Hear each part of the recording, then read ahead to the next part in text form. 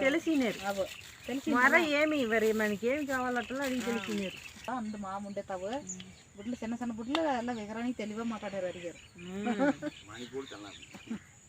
తెలిసి పెట్టినారు వీరు తెల్ల మాట్లాడారు ఎలా పిలిచేది వీరు మనకి ఏం కావాలా அதனால பாப்பா சரி மீறெல்லாம் மாட்டாதே ஓராடு தெளிச்சுட்டாங்க